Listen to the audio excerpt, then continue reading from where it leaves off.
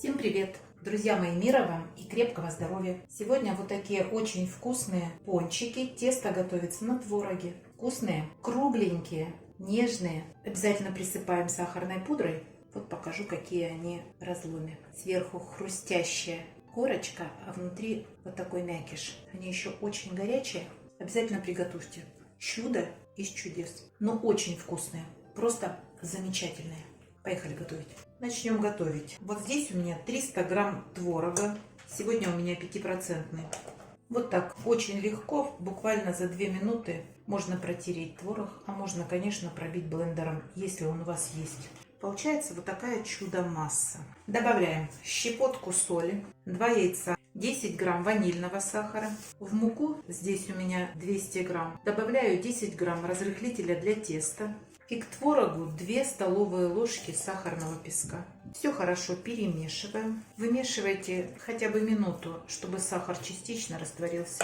И добавляем муку с разрыхлителем. Вначале половина от всей муки. И замешиваем тесто. Высыпаем на столешницу от основной массы муки примерно столовую ложку с горкой. А остальную муку добавляем к творогу. И замешиваем окончательно тесто. Сейчас я буду вымешивать тесто руками. Любое тесто с творогом прилипает к рукам. Ничего в этом нет страшного. Сейчас перемешаю до однородности и дальше вынесу ее на столешницу на муку. Этой муки вполне достаточно, не добавляйте больше, иначе пончики у вас будут невкусными. Присыпаю мукой и выношу тесто. Сверху еще мукой и пытаемся замесить тесто. Немного замешиваем тесто, достаточно. Досточку присыпаю мукой, отщипываю небольшие кусочки. Вес каждого примерно 15 грамм. Вот такой, как грецкий орех. Можете катать, и если прилипают к рукам, совсем немного руки припыляйте мукой и выкладываете на досточку. Еще отщипываем. Вот так в муку и катаем. И вот такие у вас шарики получаются. Вот посмотрите, в муку бросила, а дальше начинаю катать. Вот так сейчас я все шарики сразу сформирую, а лишь потом буду обжаривать. Получилось 35 штук, каждая весом 16 и 20 грамм. Работайте с мукой, и у вас вот такие получатся шарики сырные. Идем обжаривать. Ставим на огонь сотейник. В сотейник наливаем достаточное количество растительного масла, столько, чтобы пончики наши плавали, и разогреваем. Бросаем кусочек теста, всплывет, масло достаточно горячее. Подготавливаем тарелочку, застилаем бумажными полотенцами. Масло разогрелось, запускаем наши пончики. Я отправлю сразу 7 штучек. И буду обжаривать на среднем огне, периодически их переворачиваю.